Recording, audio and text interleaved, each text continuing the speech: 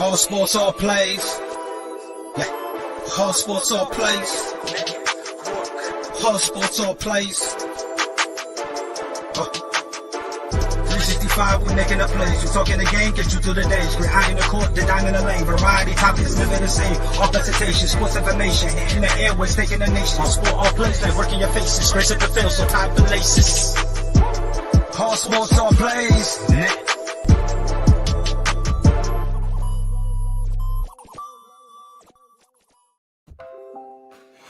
Well, good morning. Good morning, good morning, good morning. This is your boy, Jay McLovin, filling in for Craig or Pride or all the other experienced ASAP moderators. I'm going to fill in and do the very best I can and not try to feel the pressure. Thank God Logan is here with me. No offense, Jay, but, you know, Logan's my security blanket, my ride or die. And I just always feel better when he's on the show. But again, Logan, good morning. Oh, no, I can't do that. I can't disrespect Jay like that. The president, the El Capitan, the numero uno. The guy that writes our non-existent paychecks, Jay Ness.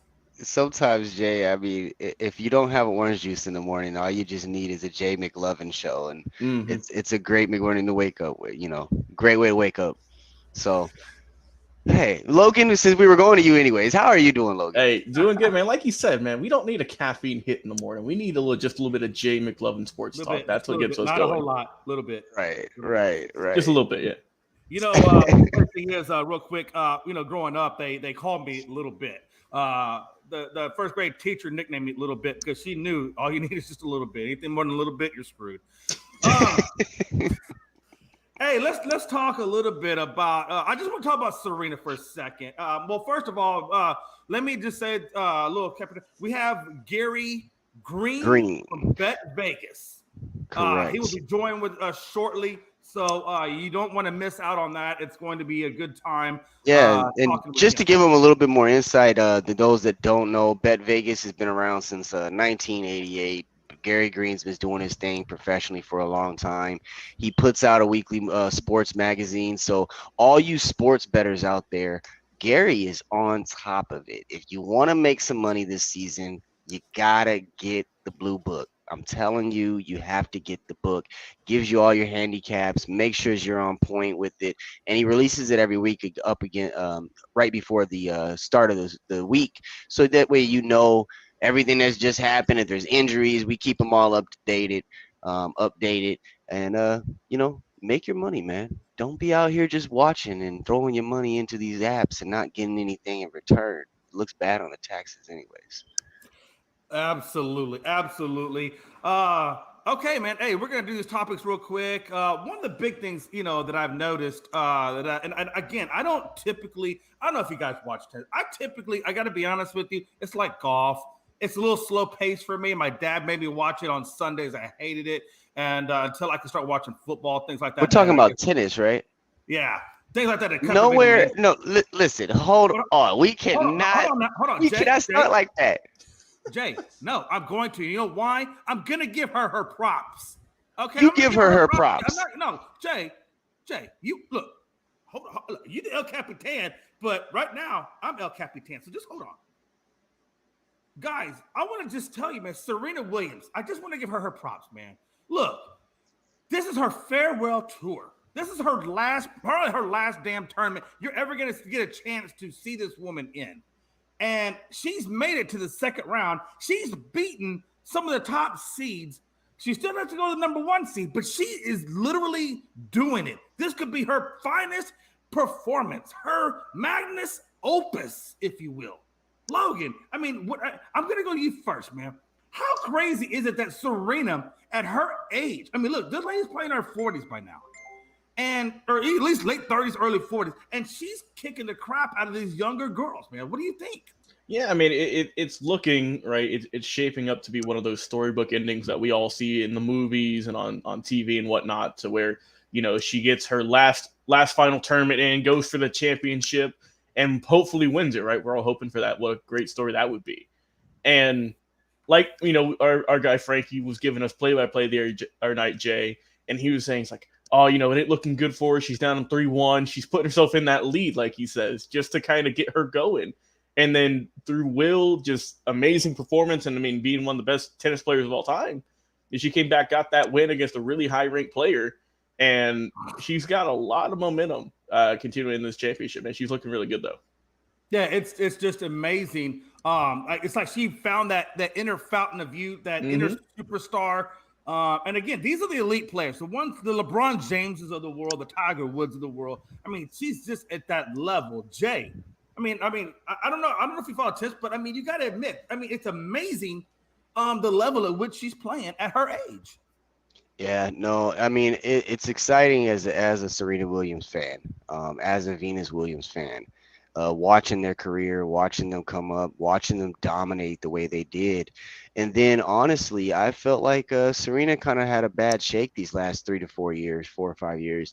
The fan base was kind of going at her, for different things.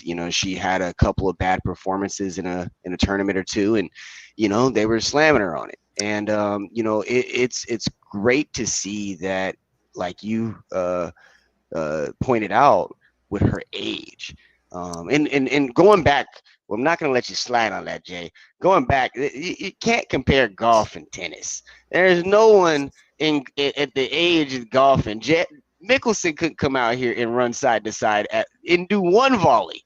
But it's just crazy. The athletic ability that Serena has at this age that she's at, and then on top of that, for us to be able to witness probably one of the best teams ever to walk into Wimbledon, between Serena and Venus. That doubles pair is probably going to go down as one of the best, if not for sure the best female pair.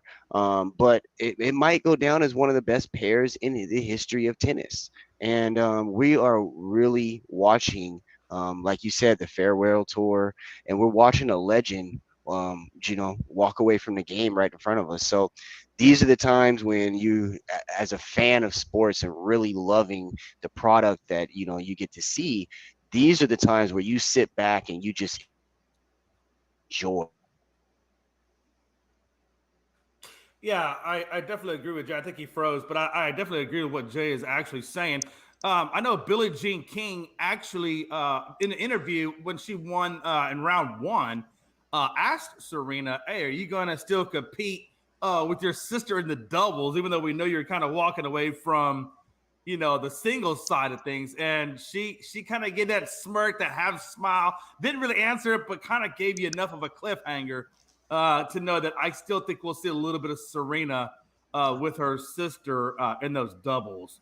Real quick, hey, I want to slide over real quick. Let's talk about this Donovan Mitchell trade that occurred between Cleveland and Utah. Initially, it was going to be Utah and New York with RJ Barrett, and those talks went pretty late into the other night, up until the point where New York felt like it just wasn't going to happen. I guess maybe Utah was wanting more than they were willing to give. And it turned out to be, that New York gave RJ Barrett the $100 million extension, which, by the way, that type of extension for a guy coming off his rookie contract hasn't happened since 1999 when Charlie Ward was there. So that kind of just gives you an idea of that, number one. Number two, it did matriculate there with Cleveland to the point where they gave up Sexton and a couple of other non-really, in my opinion, non-factor guys. But the biggest thing about it was those 3 first-rounders and there's 2 draft pick swaps that they were able to finagle out of Cleveland what got the trick done.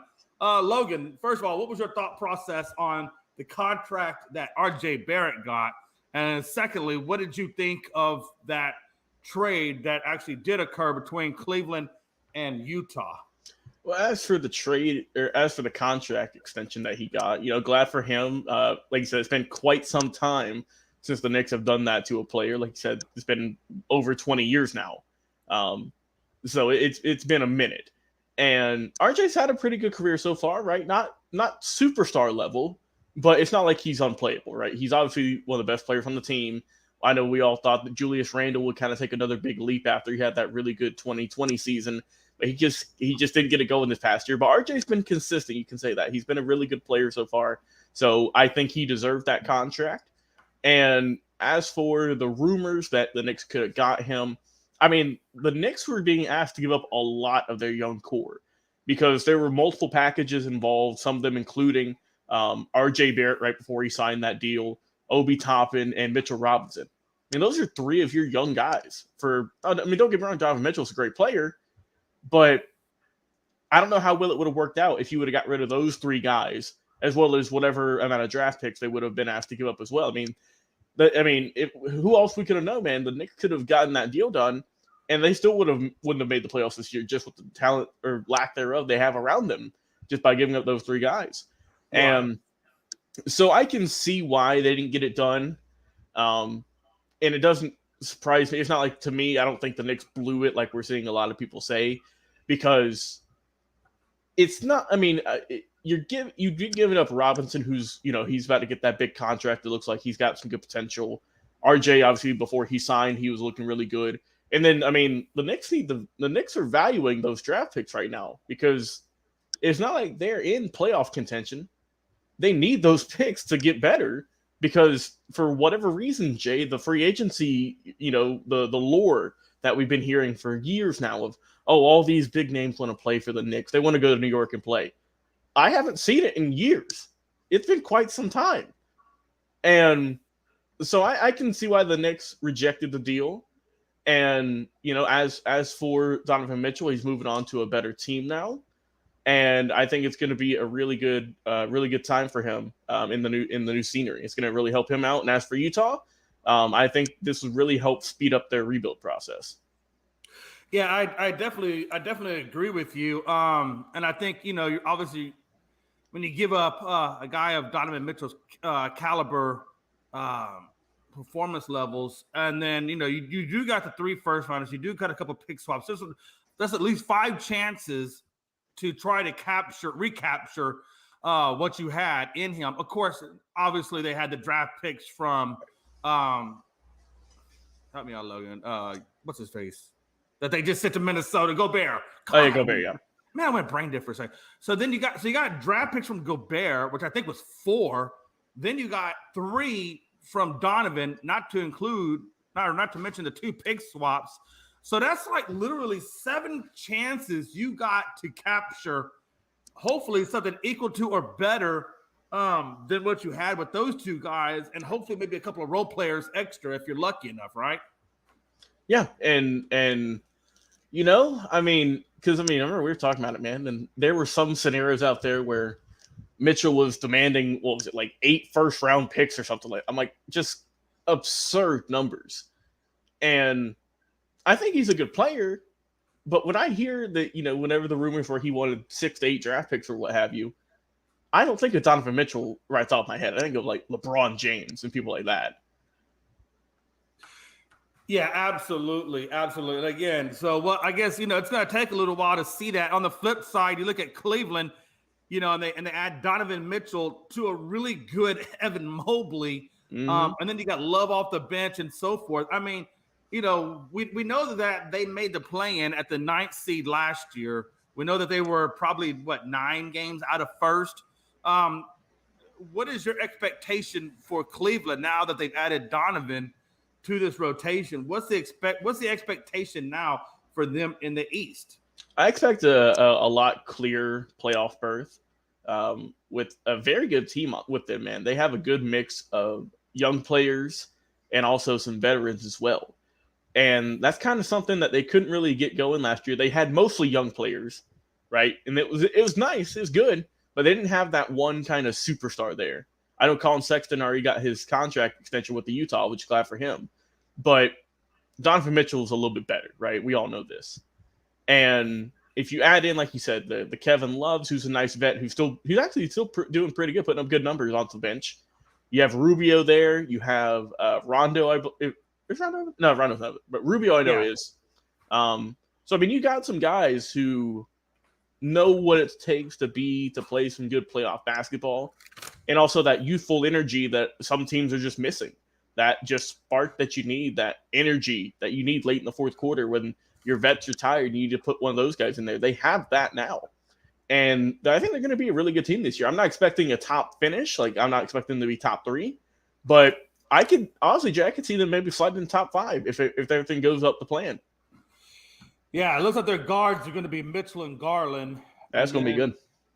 Small forward is Osman. Power forward's Mobley. And, of course, Jared Allen is your center. It's a nice team. Harris LeVert, Love, Robin Lopez coming off your bench. So, yeah, man, I think that team, I expect them to do good things with the addition of Mitchell. So I think if they don't at least make it in the top 3 and, put some sort of pressure to even, get to the finals, then it's going to look pretty rough for them giving up, all the draft capital that they gave up for him. So we'll see what they can do with it. And we know that they've done it before with Kyrie Irving and LeBron James. Of course, we're not saying that any of those guys are LeBron James, but, we know that they can do it. So we'll have to wait and see.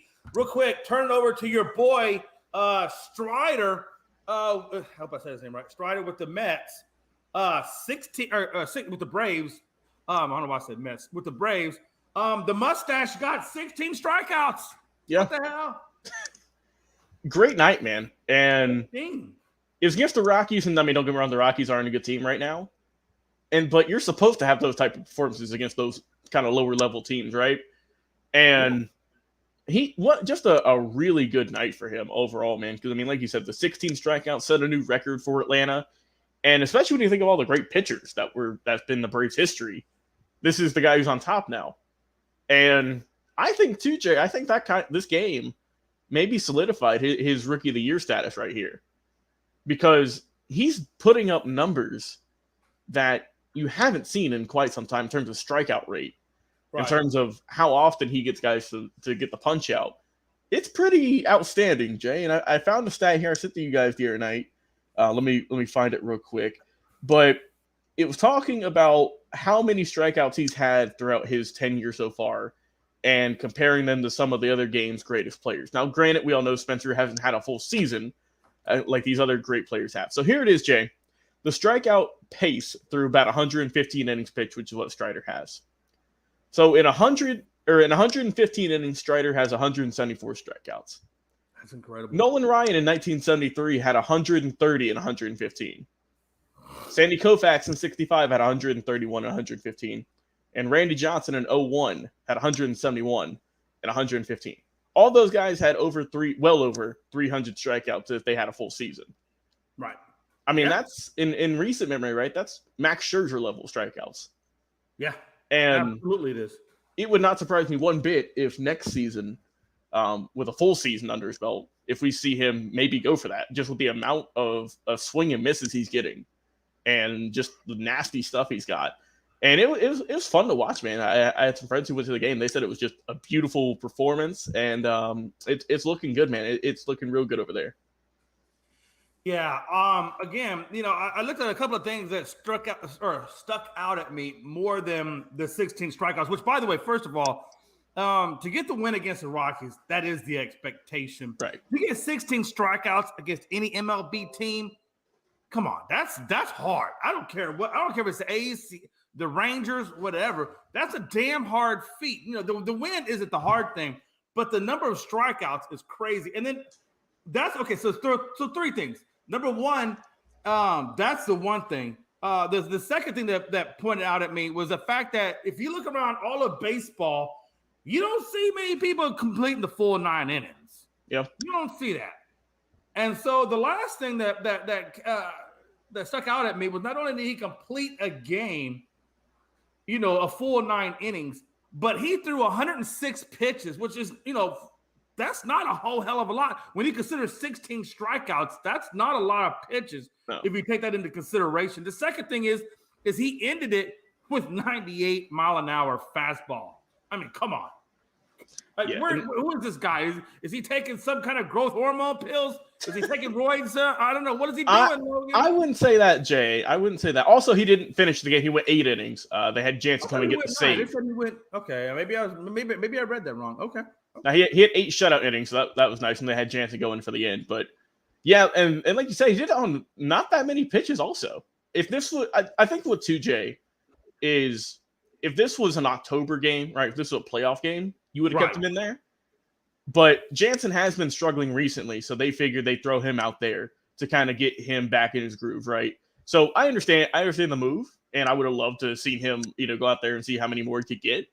But I can understand the move by Snicker to put in Jansen, who hasn't been as sharp lately, to go in there, get an easy save, and get back on track. But yeah, like you said, that he did all that, and a little bit under or a little bit over 100 some odd pitches. I mean, hats off to you, man. And that's the thing too, is that he was just throwing a lot of strikes. It wasn't like he was throwing a bunch of balls either, like a bunch of late counts. He was getting guys out quick. Yeah.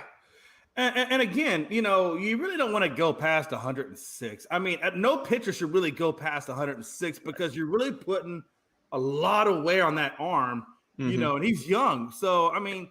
And I think another thing, too, that's impressive, Jay, he didn't have any walks. Isn't that crazy? He struck out 16 guys and struck out and gave up 0 walks. He threw, of his 106 pitches, 79 of those were strikes. So he threw about 25 or some odd balls the entire game. And the balls were most likely just waste pitches to get pitches to get the strikeout. So you got to figure that as well. So, I mean, 2 hits, 8 innings, no walks, 106 pitches. I'm just saying, man, it's impressive. He's going to be one to look out for. And I think I'm telling you, man, listen, I hate the Braves. I can't stand this. They got some good talent, I got you, man. Look, if you're not an Astros, I hate everybody. I understand. And that's the way baseball goes. That's just the way fans are, Yeah, well, I don't know. Nowadays, these fans got 2, 3, and 4, and 5 backup teams. So I will say, though, Jay, I'm a little bit disappointed in the Los Angeles Dodgers. Man, as a team who is supposed to be beating everyone, you couldn't beat the Mets and help out the Braves? Come on. Bruh. Man. You know what? Is it so hard to ask? But then again, I really need them to lose because I think I'm about 7 games now, probably 6, 7 games out of the top spot. So, yeah, I kind of want them to lose. You know what really kind of makes me mad is the fact that even though the Astros have a better record than the Mets, we are still below them in the power rankings, and we swept their butts, and we swept them. We only played them 1 series, but we still swept them, and they got us underneath them in the power rank. Of course, you got Dodgers, Mets, Astros, Braves. But man, I mean, that just kind of rubbed me the wrong way. I was like, come on, man. The Astros aren't getting no respect. It is what it is. Again, though, how great are your Braves, man? You guys were, dang near on death's door. I thought you maybe squeezed, but you guys have really come on, man. I mean, you guys we're getting guys back now. I mean, Albies is in rehab, Soroka's in rehab, in AAA, AA. So I mean, they're getting guys back, and if they can't catch the Mets, that's going to suck, obviously. But they've pretty much got that first wild card locked up. I think they're 8 or 9 games above the next team right now. Right. So I mean, a playoff berth is going to be imminent, but. Man, it just seems that whenever the Braves go on a win streak, right, like a 5-game win streak, the Mets then go on a 6-game win streak. They've had a really good year. I mean, hats off to them. They've had a really good season that, this is kind of what they've been expected to do. And it's finally paying off for them this year. But yeah, it's been a good rivalry though. And the Phillies, for a little bit there, they're still fighting for that wild card spot. And, with Harper back and whatnot, they're still trying to hang on. But the East is a pretty tough division with those 3 teams, especially. Yeah, absolutely. I'm kind of titling this episode of ASAP in the Morning as the episode of the year that history was made. And I say that because, first of all, we're seeing history currently being made with Serena. We'll see if she can complete that history-making effort. Secondly, you got Albert Pujols, who literally just homered off 450 different pitchers in his career. Again, that's history right there. I mean, how crazy? Number one, how crazy is Pujols? 450 pitchers. That's it. You know, it's wild because some players don't even get to face 450 pitchers in their lifetime, and That's nuts. yeah, and I'm curious to see. I don't know the stats top of my head, but I'm curious to see who is the guy who's given up the most home runs to him, and how many he's gotten. Oh, because I mean, he's played for over 20, or I think this is his 20th year, 21st, and I got 450 pitchers. That's insane.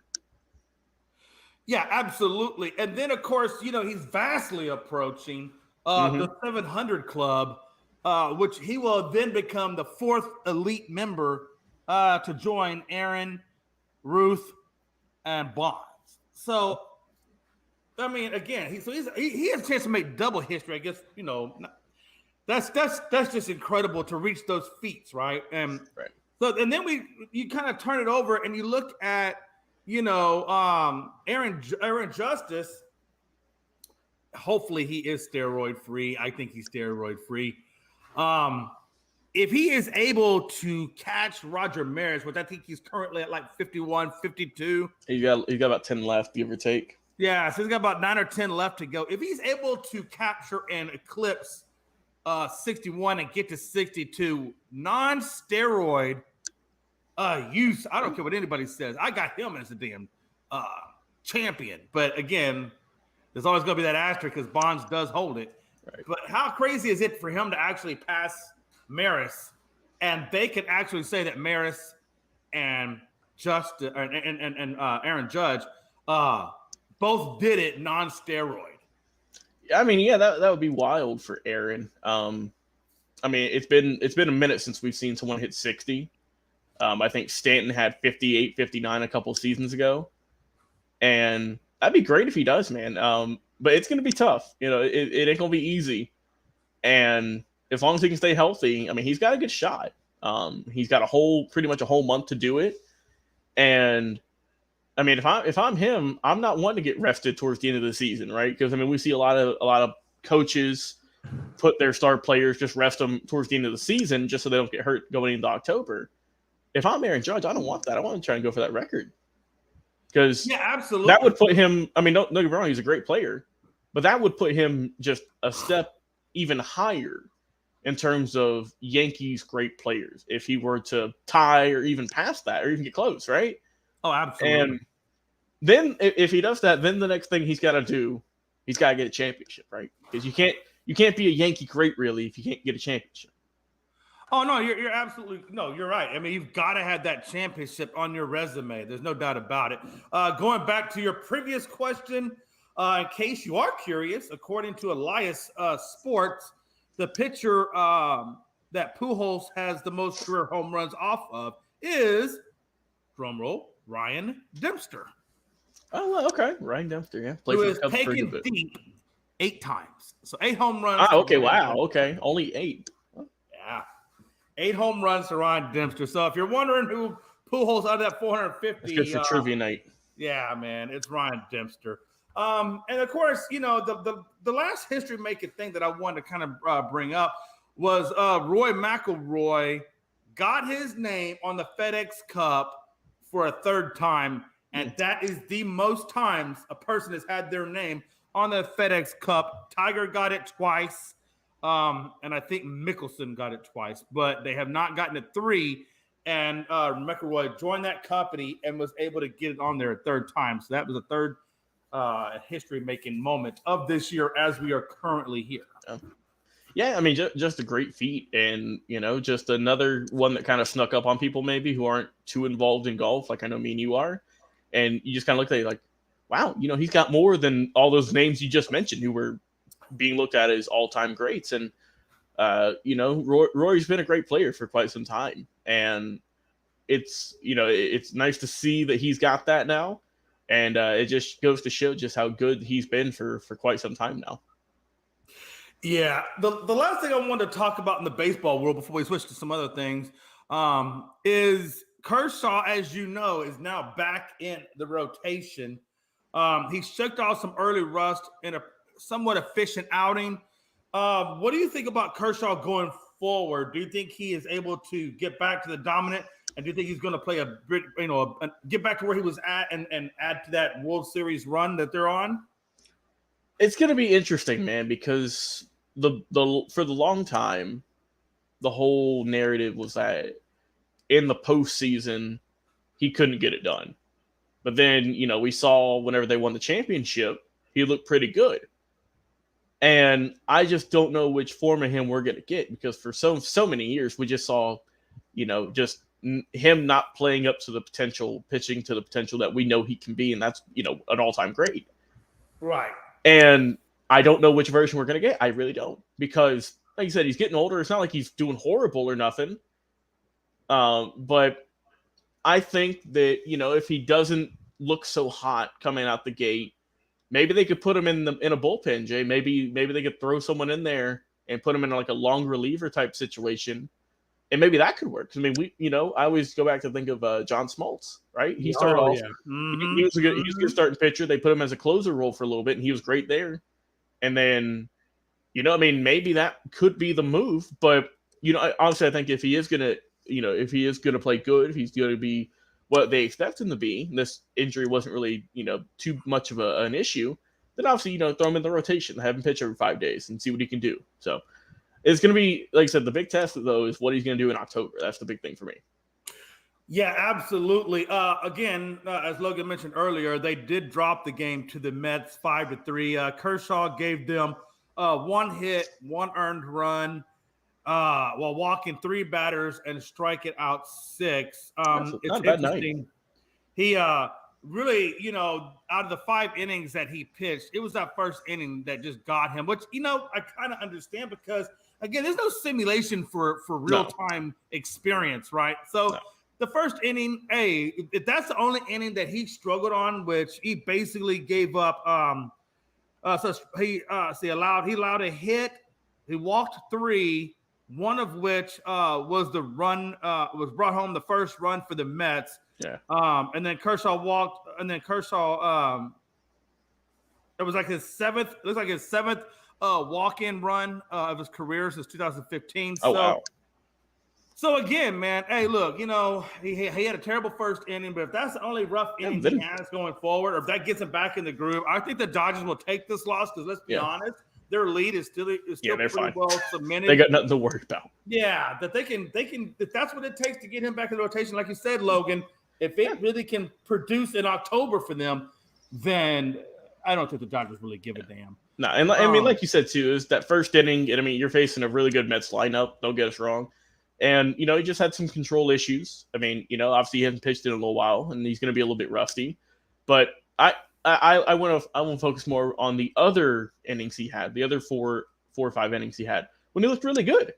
That's what I'm kind of taking away from it. I know they lost and everything. Like you said, they lost 5-3, and Kershaw only gave up 1 run. So. I'll take that any day of the week. Yeah, absolutely. I want to kind of shift just for a second over to college football. They've got Bama as one of the biggest title favorites in 20 years. I'm not surprised. Is anyone surprised by this, Jay? Yeah. Well, as the biggest title favorite in 20 years, maybe because I thought they would have had them a couple years back. But no, them being the favorites doesn't surprise me. How much they think of them as the favorites maybe kind of does. But again, it doesn't surprise me that they're the freaking favorites. I mean, Georgia gets the national title, and Georgia gets number 2 ranking. So it is what it is. I don't get it. One of the questions I saw posed was, and I'll ask you this, is does the Notre Dame-Ohio State game that's going to happen tomorrow, I believe Notre Dame is ranked 5. Ohio, I think it was Ohio 3 or 2. I forget, but I know they're both in the top 5 right now, ranked. Notre Dame, Ohio State. Will that shape the playoff race? I think for whichever team that loses, you can't lose again. You got to win out. I think that's got to be it because it's tough, right? We know how tough it is if you take 1 loss to come back and to get into that college football playoff because they are pretty stingy when it comes to that. So whether it is Ohio State, whether it is Notre Dame, whoever gets that loss, man, it's going to be an uphill climb from there, I think. Absolutely. I want to welcome to the show from BetVegas, Mr. Gary Greene. How are you today, sir? How are you guys doing? Happy holiday weekend. Yes, sir. Oh, yes, doing well, College doing football well. weekend. There you go. Man, hey, listen, it's a lot. As you know, there's a lot of good games coming on tomorrow. So I hope the wife does not bother me during that time period. Yeah, so we have Well, she had all summer to bother you. That is true. That is true. Just give me Saturday. Yep. Well, welcome to the morning show here on All Sports All Plays Network. Again, if you're not aware, Gary does sports betting. He has a magazine out about sports betting. Gary, if you could tell us just a little bit about your magazine and the things that you're involved with there in BetVegas. Yeah, for sure. I've been out here in Las Vegas for 34 years. I came out here to become a professional sports bettor, but turned out, doing some radio shows and stuff at the Stardust Casino turned into lots of radio shows. And when you're a young guy, 25 years old, and you see somebody else do something, there was a couple of people that had magazines, betting magazines, not many. And me and a friend of mine thought, oh, we can do that too. And of course, we didn't really know what we were doing, but we had a guy, this is before the internet even started. So we had a guy that could help us put the magazine together. He said, all you got to do is write everything down on a piece of paper and I'll get it into a magazine for you. And we started out at 8 pages and slowly got it up to 32 pages. And for a lot of years, it was a $6 copy magazine. We gave it away free in the casinos. And really, we don't actually print the magazine anymore. That's printed material really doesn't, people do everything on their phone or on the internet now. And so they can see it. So basically what we do is we offer it on the website, and there's always good deals going on. So it's basically almost next to nothing anyway. There were years I just gave it away free. But the casinos will still print certain stat sheets. So I always tell people what I'm trying to do is just like if we were all in college and they didn't take names at the class, if you showed up or not, and I show up, I take all the notes, and then I say to you, hey, how about for all the notes that you give me $6? You'd probably say sure thing. And this information will help you handicap the games yourself. There's a lot of great information that's right there that makes it easy for you to use. I use all the pages. That's how we started all the pages. They were all things that I needed that I went to for my right off the bat go-to handicapping needs. And so they're all pretty neat and right there at Vegas.tv. There's lots of articles and stuff now. And like I said, this is my 34th year. So, we've been around the block. We understand how the Vegas book wins. A lot of people just assume that, the book never loses. They've had losing weeks. The reason they don't lose is because people bet parlays. That's pretty much it right there. And really now, with I was here for 30 years where legal betting was only in Nevada. Now it's across the country.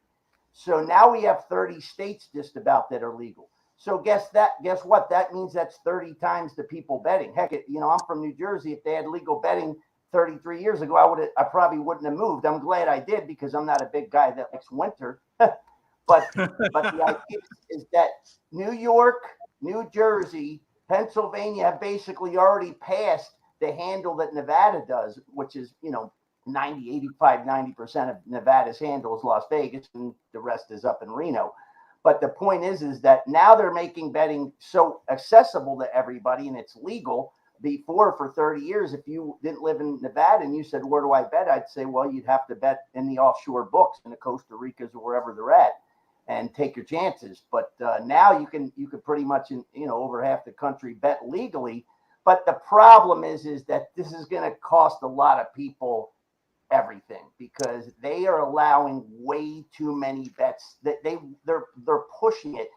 You can't even watch the baseball games now. Like, I'm a Phillies fan. I'm a Phillies season ticket holder. You can watch the game. They have a sponsor of one of the sports books, and say the over-under to start the game is 9, and the score is 3-3 after the second inning. They post up what the new line is. So they're going to give you another chance and another chance. And then, like you guys were just talking about that Dodgers game with the Mets. Before that game, you could bet on, say, Kershaw over under whatever it was, 7 strikeouts. So that's just another separate bet that you can have where for 30 years, really everybody either bet the side or the total. Like we're going to talk about a couple of the big games, say Notre Dame's getting 17 from Ohio State, and then say the total's 57 or whatever it is. You'd have 4 chances to bet a game, right? You'd either take the favorite, the underdog, the over, or the under. And now every game has 5,000 opportunities to make a bet. So That's if you're crazy. making 20, 30, 40, 50 bets, in-game bets every day, you have no chance. And that's why the casino is going to make a lot of money. And they've already made it. In New York, they did $5 billion in handle. I knew that was going to happen because where I grew up back east, everybody bet. That was a normal way of life. You know, Utah, no. You know, that's not a normal way of life. But you know, I was stunned to see Arizona being so big. Indiana, big already. So, and the 2 biggest states to me are Texas, after New York, New Jersey, say back there, are Texas and California, and they're not even in yet. So once they hit that circuit, you know, that's going to pretty much, the sports books are going to have just about everything that they can want. And I think New York made $300 million or something. And they had that handle big last month, and there's not even football yet. So that's just incredible. Got blessed as football fans last week when college football has that quote unquote week 0. So it was okay. It was fun. You know, they had the Nebraska game, and Northwestern was a nice game in Ireland, and good game. Been a lot of blowouts so far too. Some of the big favorites have, you know, won pretty big, and it's not that surprising. I mean, a lot of things that people don't understand. One of my best buddies growing up, he was an offensive coordinator at San Jose State. And people don't realize this, but those small schools in the beginning of the year are forced to take what they call payday game. And the payday game means you go to Alabama, you get the living daylights beat out of you, but you get paid for it. You know, you get $1 million, you get $1.5 million payday. Those schools need that because a school like San Jose State had about 50 fans a game. You know, you're not going to make any money. So they kind of punish these kids in a way. Now, San Jose State actually has had some good teams. Don't get me wrong. You can still have a good team and at least compete a little bit. But those head coaches are not going to allow their kids to just go out there and get beat up for 3 weeks in a row because their real season is the conference season. So a lot of people don't understand, you know, obviously, if you just bet, we're going to get into it a little bit, maybe into the show where, you know, people always say, well, just bet all the best teams. And for the most part, you probably wouldn't go broke doing it. If you bet bad teams, my theory and my number one tip to everybody that you always have to follow this tip is good teams or great teams, especially, will still win and cover spreads on a bad day. You know, they're just so good. They're so talented. You know, the third stringers, say, on Ohio State are better than the first stringers on San Jose State or the Ball States or, you know, whoever the bottom feeder Akrons are. So that's one way. And then the other side of it is the worst teams, even on their best day, when they play a perfect game, they still, you know, might not play that good. And it's not that surprising because, you know, the tier of kids in these top 10 rankings. These guys are lucky if they get one blue chipper. In college basketball, it's a little different. You can get lucky and get 1 or 2 blue chippers, right? 5 kids are playing. You get 2. You can compete. That's why you see the upsets in the March Madness stuff. It's not that shocking, but that's not going to happen in football too often. Absolutely. And again, I think, correct me if I'm wrong, but on your website, is the magazine, is it a website? Is that how they get into? Yeah, you go to betvegas.tv, and then you can go to where it says buy picks, and then that's one of your opportunities. And you can actually buy the magazine for $99. And I have a special for all the people listening today. If they want to get the magazine, if they use code BLUE22, it's normally $99. It'll only be $49. So it'll be actually half off. And that's for the entire season. And you'll get an opportunity to get extra articles that won't be seen on the website. You'll get extra free picks in there all year. You'll get a chance to win great prizes. I have a lot of fun with contests and winning great prizes. You're going to be able to see a lot of stuff in that section besides. So it's a good opportunity to take advantage if you want to handicap, especially on your own, for $49 for a whole season. Take the pages. They're easy, print out pages. very simple. We hit one button, print for NFL, one button, print for all the college football, and use that stuff. Use it to handicap on your own. Now, of course, if you have no time to handicap, but you want to bet on games, that's what, I sell picks as a handicapper. And obviously, I'm doing 16 hours a day. If my friend's doing 16 hours a day in the stock market, he's probably going to excel just because he's putting in all the hard work. And for me, this is basically all I do. I know a lot of people play video games and fantasy. I mean, fantasy is probably almost bigger than sports betting is. And so is video games, but I don't do either one of them because, again, there's not enough time in the day, and you can't be a professional. Even poker players, you just got to keep playing. You got to be in action, and it's got to be in your head 24/7 for you to be a winner at this. So it's hard to win, but my key tip is try not to bet too many games. I mean, you can't bet 20 and 30 games. All these props, they all may look good in their shiny stars. They look so bright, but it's going to be tough to just keep beating a book game after game after game. No, absolutely. I agree with you. And I think also if you put, and correct me if I'm wrong, but if you put the promo code All Sports All Plays, I think in there, or ASAP in there, I believe you also get that as well. Yes, if you put in the code ASAP1 for I have a special right now for this first weekend of game for college football. It's $99 for all the picks for the whole weekend, all the way through Labor Day. And then you'll actually even get all my baseball picks. And I've done okay in the WNBA. I actually like both of the games Sundays. So I'll be on both of the Sunday WNBA games, so you get that. And the baseball would actually run all the way to Wednesdays. So you're almost getting a full week of baseball as well.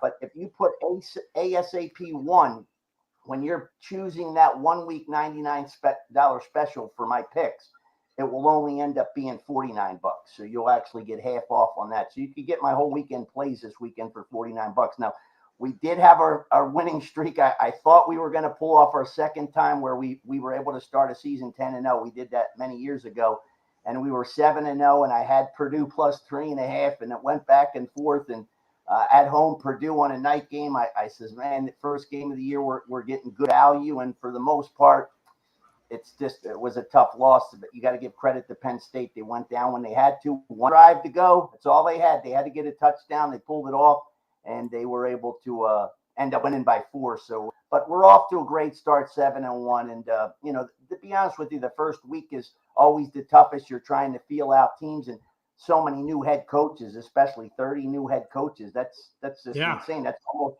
25% of the college football landscape has a new head coach, which means new offensive coordinator, probably new defensive coordinator, except for a rare occasion. So new schemes, new changes, and transfer portals. It's good that the rich get richer with the transfer portals. Usually, it's not the lower level teams. So transfer portals, they're helping the top 10 teams reload with already a top recruiting class. But for some kids, in a smaller, like a MAC conference, these poor kids, sometimes year after year after year, they have a new coach, new offensive coordinator, and you're learning new schemes, and people think that's all easy. It's the NFL guys don't even find it easy. So if it's hard for an NFL guy and they're the elite of the elite, think about how hard it is for the lower level kids. Oh, absolutely. Absolutely. And then I was looking at some of the questions that we had, and it says, what are the chances that the number one team in AP poll will win it all this season? What are your thoughts on that? Well, I mean, here's the interesting thing. There's only been one number one team since the college football playoff started in 2013 actually win the national championship. That was the 2017 Alabama team. So it's difficult, obviously, in some forms in college football, more than one loss will knock you right the heck out of there. If there happens to be a bunch of 6 teams in that scenario. And you guys were talking earlier about Notre Dame and Ohio State. Yeah, Notre Dame, I mean, they're right up against it. A big dog on the road and probably one of the toughest places to play against maybe the greatest offense in college football history. We'll see, but they have all the makings to do it. And if you lose that game, like you guys said, you got to probably run the table, maybe with some kind of outside miracle. I mean, they have an opportunity, though. They can beat Clemson. They can beat USC. which could win their conferences. And then in turn, that could, the committee could say, hey, they've lost games, but they beat these two top teams. But they're going to also have to keep the game at least close against Ohio State. It's not always if you win, but you can't get blown out either. So, but a lot of teams that have actually won the national championship, Jay, have been the teams 3-6. That's surprising. The rankings of teams 3-6 have won the most college football national championships. And I guess there's a little bit of value if you wanted to take, the books are obviously going to get their heavy action. Right now the heavy elite three is Georgia, Ohio State, and Alabama, which is not surprising. But you have Clemson, who had a down year last year, that's clearly capable. They're going to be loaded on defense, and if their quarterback, who's really he's the demise last year, and it'll be either his doing that he became better, or if he regresses. If he regresses this year, though, they have a young backup that's going to come right in for him. So, but then with young kids also, you don't know. But I do like Clemson for a rebound. I mean, I loved what they did at the end of the year. They could have packed it in, and they just ran the table at the end, and they had a fantastic defense, and they kind of won in spite of a bad offense. So, right, betting on these things, the odds of a team outside that top six, and number 5 and 6 is Notre Dame and Texas A&M. Obviously, Texas A&M has the opportunity because they're going to get a chance to say knock off Alabama, and then if you can do that, which would be a second straight year of doing that, then obviously that's going to lift your power, numbers to that committee, way to the top. Absolutely. And, speaking of spreads and best teams and things of that nature that you covered, is it true the best teams cover the spread the best? Well, we talked about that a little bit at the open, and I'll give you some numbers. But last year, if you looked at the top 10, the AP poll, the top 10 teams, and if you were to just blindly bet all those teams the entire season, you would have actually went 69, 60, and 5, which really is just a 3-unit profit. You're not going to make a lot of money with that. Clemson kind of hurt that with the down year. They're against the spread record wasn't that good. So you had a situation there where the teams, though, and it wasn't that shocking. There's always a sneaky team that'll get in there that maybe a lot of teams didn't know about. Western Kentucky's and the Louisiana Lafayette's, a little bit lower level teams that'll come in there and jump up. Cincinnati jumped up there last year with 13 in 1 year, but the teams last year, Jay, that went 11 and 14, or won between 11 and 14 games, they went 146, 89 and 5 against the spread. So if you just bet that those teams, and again, none of them are really a giant surprise coming into the season. We expected all those teams to be pretty good. You would have made some money. Now, the teams that were bad, and no surprise really for more than maybe 1 or 2 of them, but teams that won just 1 or 2 games last year went 50 and 71. So if you're not sure what you want to do, the safer side is really always to, lean to the elite teams. Because like I said, even on the bad days, I mean, I'll give you an example. It's funny. Yesterday, the first game of the day I have is Tennessee. They're laying big number 35. I felt that they just had way too many horses, and they would come right out and win in a blowout. And on the very first play, Tennessee picks off the ball, and you're saying to yourself, "Wow, this might be a good night for us already." And then they just run out because they just have, they're even when they're putting in backups, their backups are better than the starters at the opposing team's roster. So, again, here's an interesting trend though for the last 5 seasons. Teams that were college football favorites from 30 to 38 points, they were just 35 and 49. So people would say, well, what happened there? Well, first off, it's week number 1.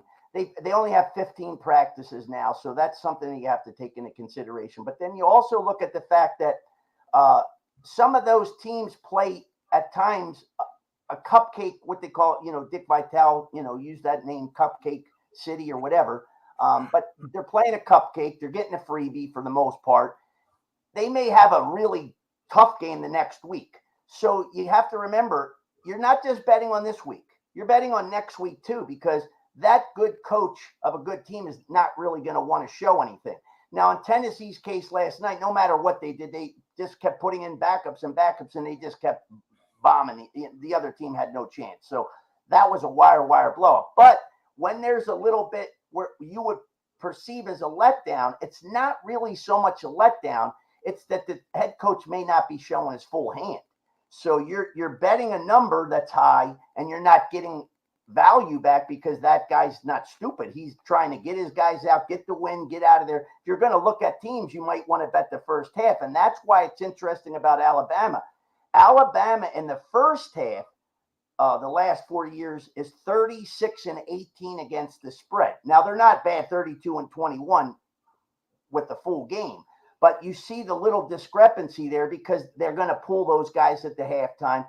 And they, if they have any kind of friendship with the other coach, they're not in there to run out the score. Now, if they keep handing off up the middle, they're basically telegraphing the other team, running the ball dead up the middle. If they're running it up the middle and they still bust through and get touchdowns, even the other coach is not going to come over and say, wow, you're running up the score. I can't believe it, So, and in this case, you have a spread tomorrow for Alabama, 42 against Utah State, who's like a top 25 type team. But the books know who you're going to bet for one. And the difference is, though, we'll get into this in a second, but look ahead. And what does Alabama have? They have Texas next week. Texas. Now, Texas didn't have a good year last year, but it's Steve Sarkisian, former Alabama offensive coordinator. He kind of knows a little bit about Alabama.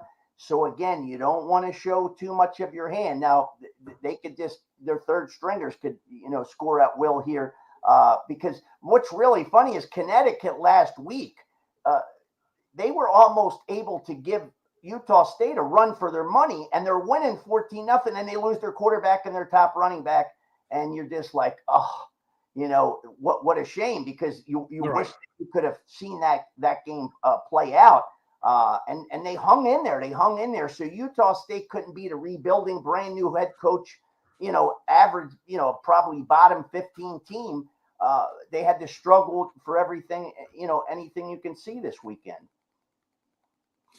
Yeah, Jay Ness asked the question, do you see any big upsets this weekend? Well, Jay's going to have to pay for that. Hey, I know you can't give away everything. It's funny because you're going to have a lot of games. And if I was going to pick, it's not going to be a major upset or anything, but Boise State actually has a really good team. You're not getting a lot of points. You're only getting about a field goal. They're going to Oregon State. I actually like Jonathan Smith, the head coach at Oregon State. But, this Boise State team, I think they're going to be one of the better surprise teams. They're going to have a much better season this year, and they have a lot of solid talent. So, that's a small one. Could Cincinnati come back and go on the road and beat Arkansas off that great 13-1 year? It's certainly possible. They're one of the most well-coached teams in college football. I kind of like this Arkansas team this year, though. So, but there's a possibility of an upset there. I actually didn't really look into too many really possibly big upsets. Everybody's talking about, which they should, but Ohio State, Notre Dame, and then Georgia and Oregon, with Oregon's head coach being the former defensive coordinator from Georgia. What the heck? You can't get it. This is good stuff. And that Penn State Purdue game, did you get a chance to watch that game last night? I did not. I was actually watching the other game, so I didn't get a chance to watch it. There's a situation where, man, there's nothing better than college football for the atmosphere, the electric atmosphere. Purdue is not a top 10 type team, but they had a sellout at nighttime. Great game playing Penn State.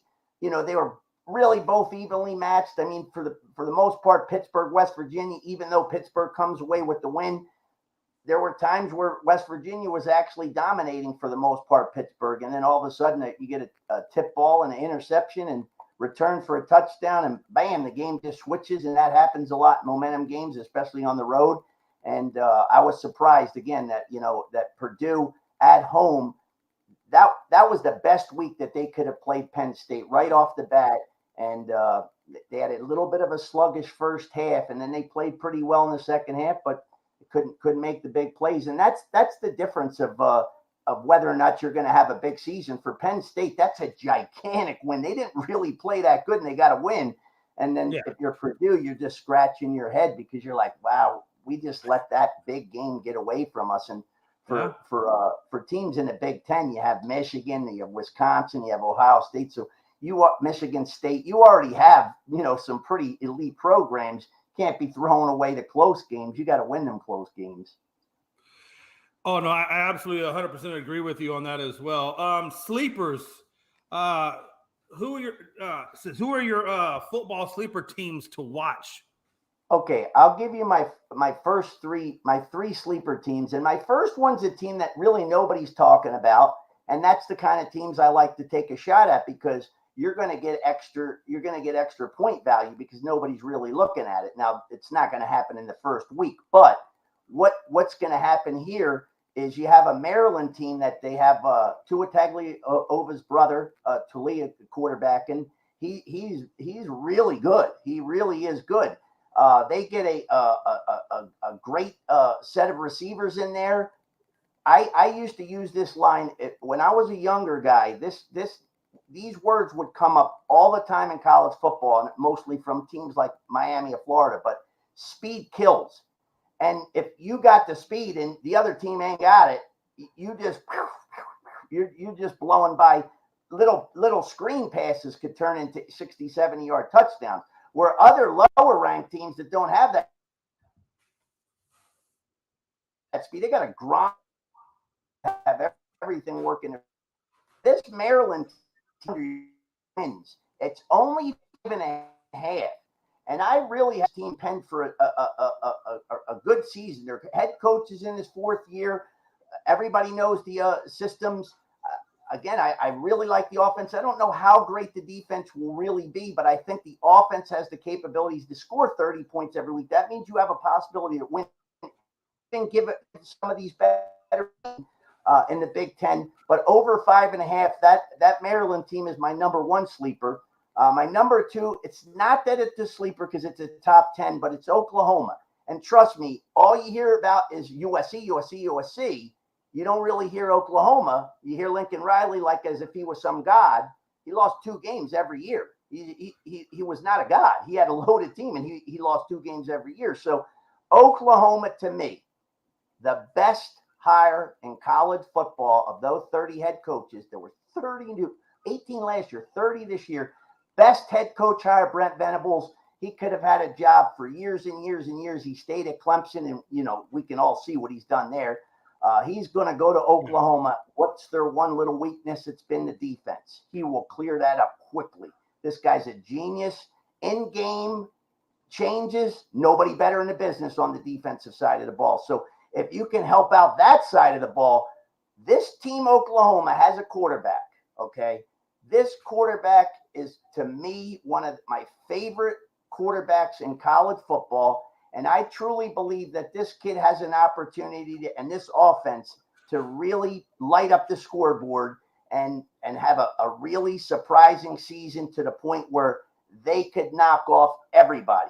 If everything falls right, they can knock off everybody. So I like Oklahoma. And then my third one is NC State. And NC State's a team, just real quick, that Gabriel Dillon. This kid was electric at Central Florida. And then he got hurt.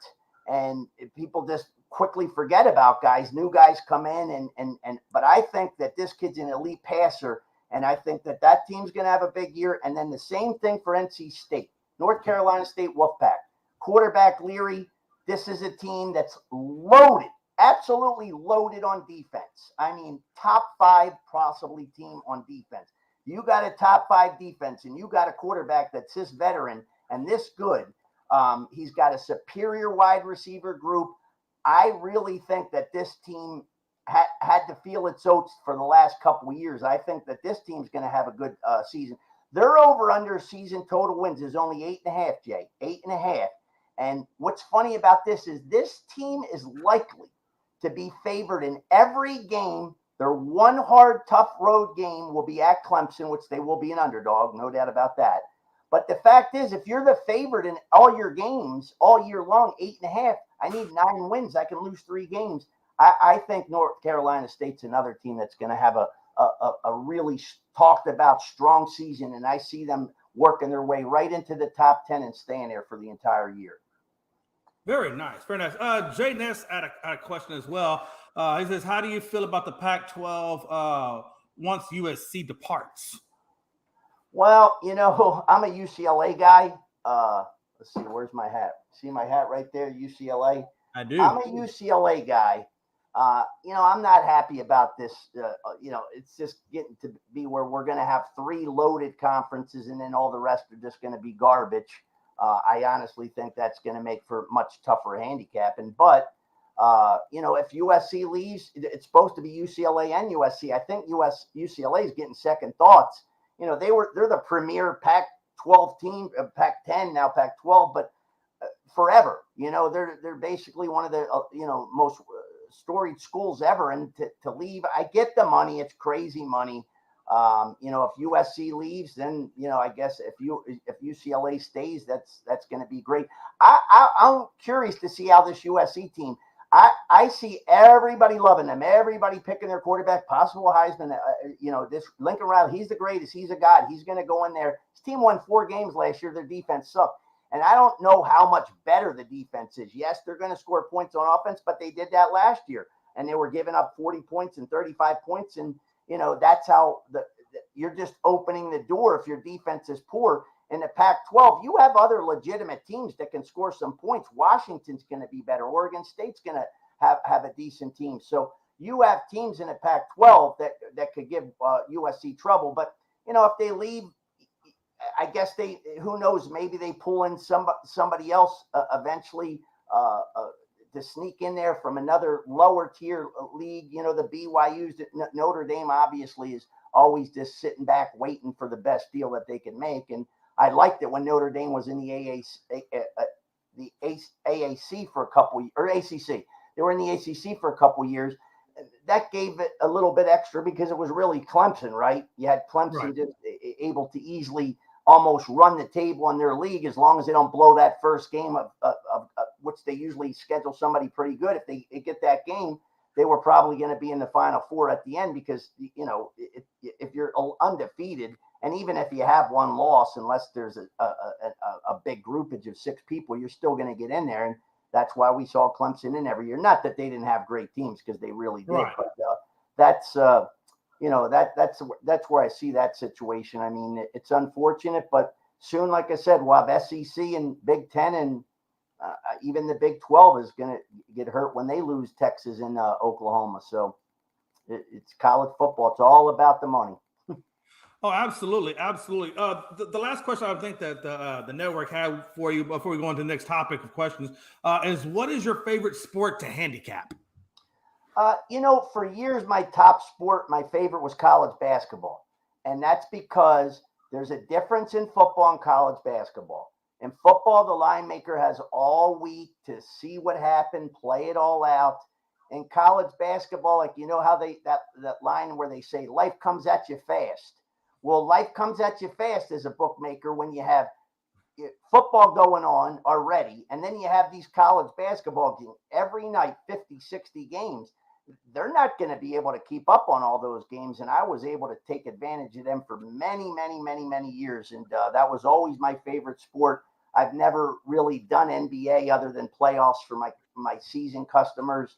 I started doing a little WNBA this summer because we were building a new website and we were working out glitches, so I wanted to keep testing it. But I have some of my biggest clients that pay on a commission only, so I can, if they want to keep betting, I kept giving them some baseball games. I was giving them the WNBA games. I gave them even USFL because, again, we were trying to fix, learn the system a little bit and find out the flaws before football and the craziness started. So.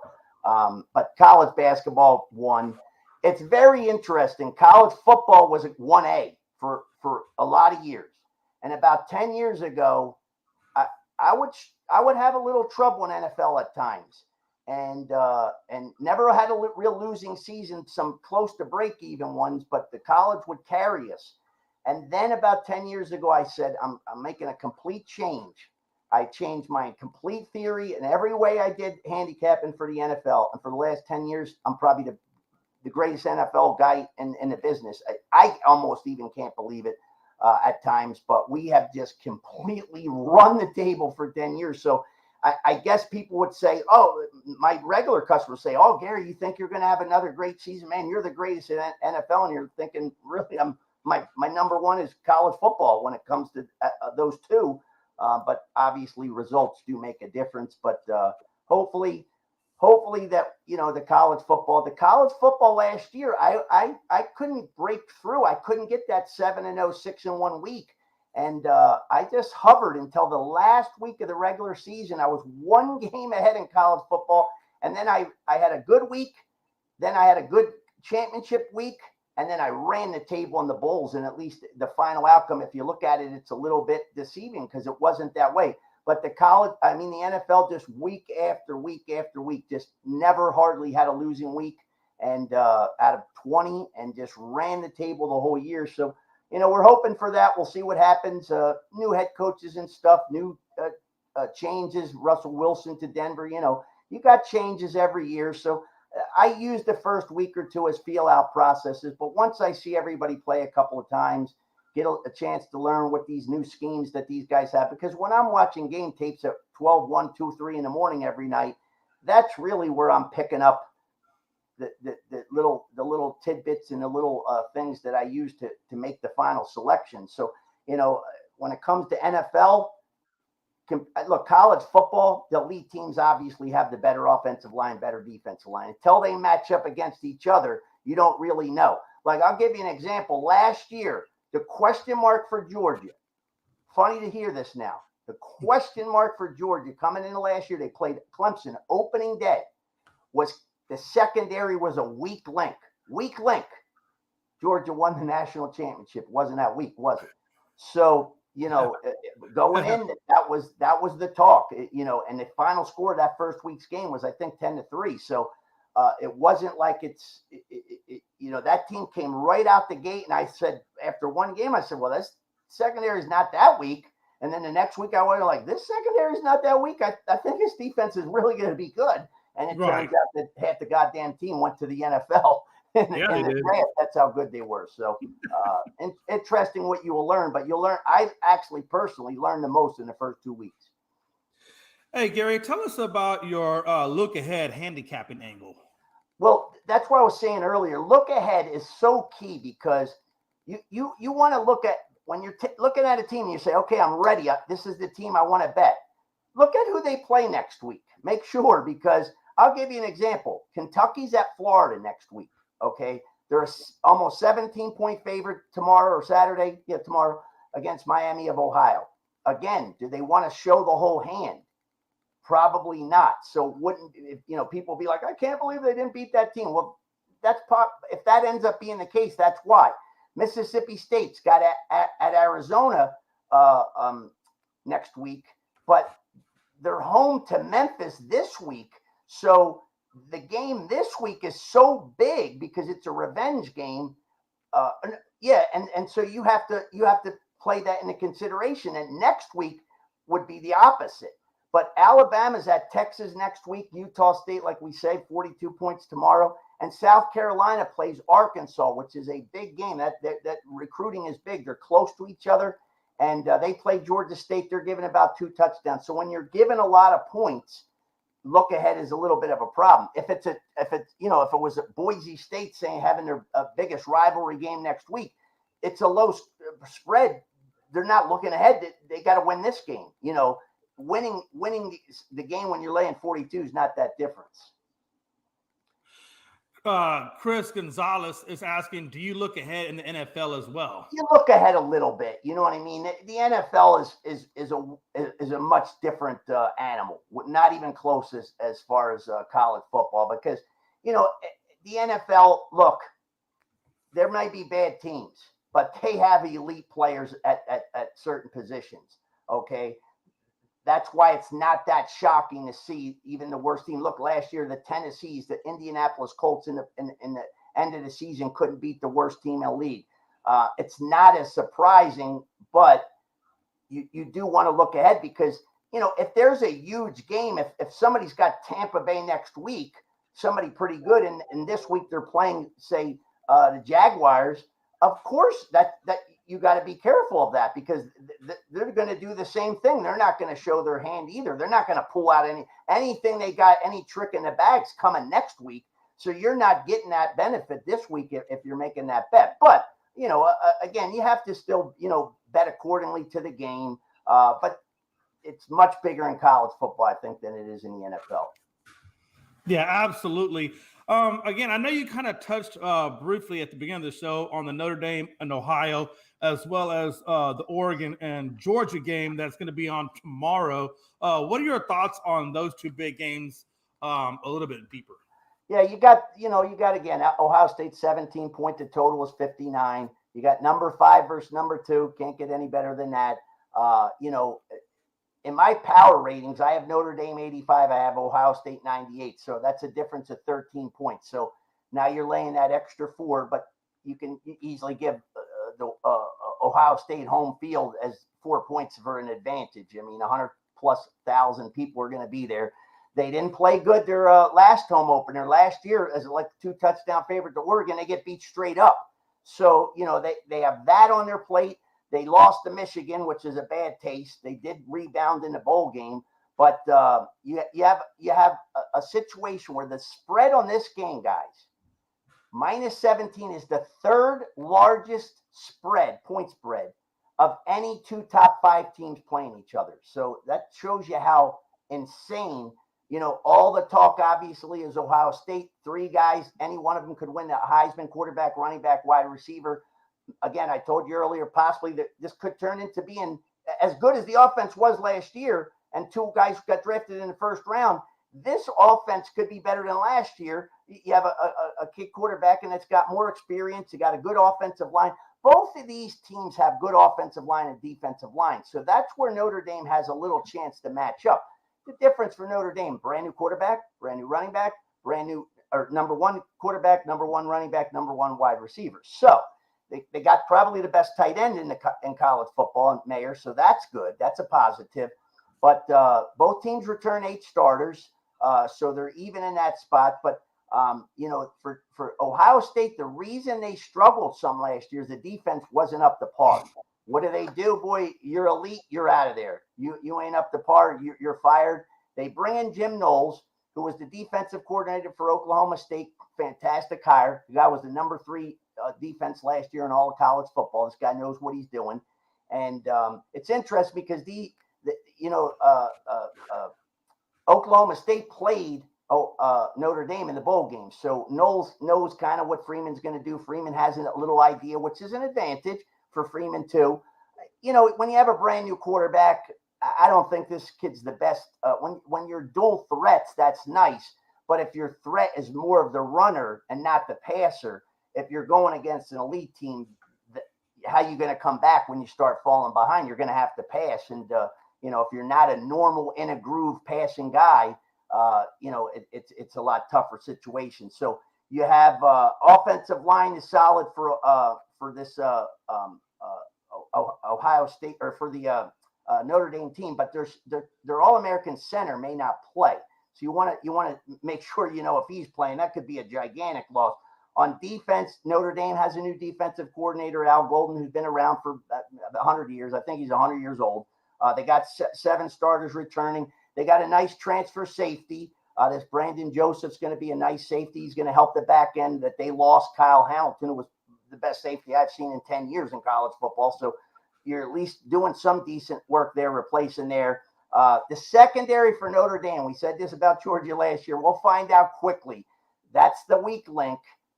And boy, we're going to find out how weak or how good, maybe they're not so weak, going against this high-rated octane offensive Ohio State. Yeah, absolutely. And Jay Nez chimes in that Ohio State could be really dangerous. Like you said, the defense is going to shape up their overall season success. It's always nice when you got a top 3 recruiting class, right? I mean, you know, It is. you know, if you can reload, because that's what these top teams have to do. I mean, look at Georgia. I think 9 guys went to the draft, so you got to reload, and you know, you're going to have blue chippers coming in right away. Now, these teams have all a little bit anyway had at least a 1 or 2 pickups in the transfer portal of elite kids that were playing at maybe lower level schools that say, hey, I'm the best player on this team, maybe the best player in this lower conference. I'm shooting over to this team. So they're joining a team that's already pretty good, and then they're just going to make them that little bit better. But a couple of notes here. Ohio State, their head coach Ryan Day is 13-4 against top 25 teams. You know, that's impressive. There's guys that are not that. I can tell you that Notre Dame Brian Kelly, who's now LSU Brian Kelly, he ain't that good at that number. So you have Notre Dame, though. Here's an interesting trend. They're 213 wins, 24 losses when they score 30 or more points since 1989. Okay. Crazy. They may need 40 points this week. 30 points, 31 might not help that number there, because I got to believe that Ohio State's got a good opportunity to score 35 or more. So, you know, that's a situation there. Let's see other notes I might have had here. You know, again, it's a high number. You know, the Notre Dame offensive coordinator, like I said, Tommy Rees, he's a good offensive coordinator.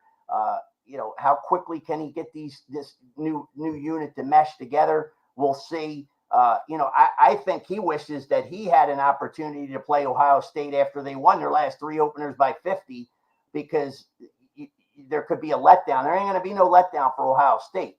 But given Notre Dame 17 is not, there's 50, 60 games on the board. I understand that everybody wants to bet, especially these big games. And, you know, in my system, Thursday night games, Friday night games, Monday night games, especially NFL, just because the game's on Thursday or Monday doesn't mean it's an automatic play because it's the only game and everybody's going to watch it, so everybody's going to bet it. You're going to be a losing bettor doing that. That's why most people lose too, because you just keep betting and betting and betting. And you may even look at the game, you're like, I don't really even like this game, but I'm going to throw a bet on it. Well, if you're not using money management looking at the whole season, you're going to get yourself in big trouble doing that. But I don't do it. It upsets some clients, you know, over the years. Some people, you know, they want to bet. They like, what am I going to do? And you're like, what do you want me to do? Just make this stuff up. So that makes it difficult.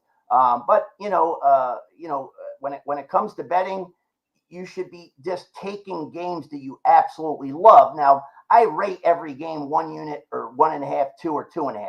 I almost never give it 2.5. There might be a couple all year. 2 units, there might be 8 or 10.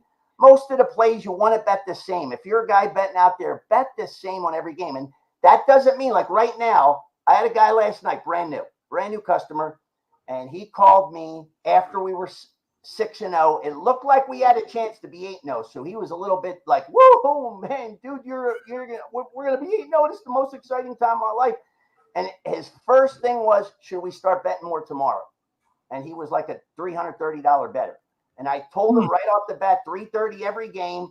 If we have a little bit bigger game, maybe $445.50 on a 2.5 stars. So right off the bat, his question was, should I bet more? You're hot. Well, every day is the same new day. You know, it's the same new day. Yes, if I have a 2-unit play and I really love that game, then yeah, you bet a little bit more. But it doesn't mean, like, say we were 8-0 and he's $300 better. He'd be up $2,400. That doesn't mean you start now going $600 a game. It just doesn't work that way. Now, that's what a lot of people try to do. And the biggest thing is, you know, in the old days, everybody bet for the most part with a bookie. And the way the bookie works, you bet through Monday Night Football. If you lose for the week, you better go find him and pay your money on Tuesday, right? If you win, he'll find you, or you can go to him, one or the other. But Tuesday is payday if you lose. Wednesday is collection day if you win. Well, most people, when it got to the last game, if they're, say, $100 better and they're down $500, they're going to be like, wow, I can't tell the wife I lost $500. I'm going to bet $500 on this game. It's 50. It is 50-50, right? It's not, you're not picking the lottery number, but the fact is that you're going to bet that game for $500. Now, if you win, it's great. You're like, woo, dodged the bullet. I was 1-5 or whatever, but I broke even. But when you lose and now you're double in the hole, what are you going to do now? You're going to start grasping. You're going to start upping your bets. And that's how you're going to run into trouble. It's a long season. Not trying to be anybody's father, but people ask me for tips all the time. Every single day. And when you win that money, you keep that money in the money pot. You know what I mean? A lot of people, like my friends, they win the games and they're like, hey, man, let's go out. We want to go wherever they're going to go. Let's go blow money. Let's go play craps or something like that. You're like, dude, that's the pot money for the betting for the year. You know what I mean? And a lot of people don't go out and buy, oh, man, I'm going to go buy a new TV. I'm going to go buy my wife something, whatever. We'll buy your wife something anyway, but don't use that money because you got to use your bankroll for the whole year. This is a tough racket to keep winning at. It's a very difficult proposition to keep winning at betting. And that's why I said that these sports books, it might be legal now. And that's great for everybody. You're going to have a legal account that you know you're going to get paid. You know, I always knew. That's why I moved to Vegas. If you're going to bet $3,000, $4,000, $5,000 on a game, you bet at Vegas, it's 100% getting paid, right? You bet with the bookie, you know, luckily I knew the bookies back home. They were like family. So, you know, I was probably 99%. There's always a chance I wouldn't get paid. And so now you're betting legally, you're going to get paid, but they're throwing all these shiny objects at you. And you're just, you know, it's kind of like why fantasy got so big. You know, you just play one fantasy team, play another one and another one and another one and another one. And when your team, you know, you didn't do too good early, they let you rebound with the I call it the 4 o'clock games, even though it's 1 o'clock Pacific time. But the NFL games say, right? You have the late games. You see you got slaughtered in the early games. You ain't going to take your loss. You're going to jump right back in, and they're going to put new lineups, right? New Oh, absolutely. Pick a new team. So you're just going to keep betting and betting and betting. And like I said, it's a tough racket. Now, fantasy, I tell people, if you like some of my friends, you know, they're just having fun with it. So they're going to bet 10, 20, $50, right? They're going to go in these contests with 100 or 200 people. If they can get lucky and win that contest, the payday's pretty good, you know, for a small loss. And it's a probable loss because you're going against so many people. You know, I got another friend that plays fantasy, and he'll go in the contests that are just 2 people. It's him and another guy. That's it. Okay. He put $500 in there. He's saying, Gary, I'm going to go against one guy. I'm not sitting here trying to follow 29 or 50 or 100 other people I got to beat. I got to beat this guy. And so that's his fun. He's not really even per se betting games. That's his fun because he made the picks. And, you know, I'm not a big fantasy guy. I'm going to put a fantasy guy on the site here, this newer site. I've kind of been on my own for a long time, but I've not been able to help a lot. I don't bet soccer. Soccer is actually getting big. You know, I got a family member on the Tampa Bay Buccaneers, Lightning in hockey, but I don't really bet hockey. I'll bet it a little bit at the playoffs because I truly believe that they're all live games. But NBA, NHL's not too bad. They're not like pusses. They play. They play hurt. Right. The guy's got a broken leg. He's out there basically playing. Stitched up, lost his eye, his 4 teeth. He's right back out there. NBA, you kind of got to wait it out almost to an hour before the game to see is LeBron playing because you're going to lay 10 points and then he doesn't play and it's 2 points. You just made a bad bet, right? So that kind of stuff, unless they at least tell you a day ahead of time, he's sitting tomorrow and they help you out a little bit. But that's the difference. Nobody's sitting in college basketball.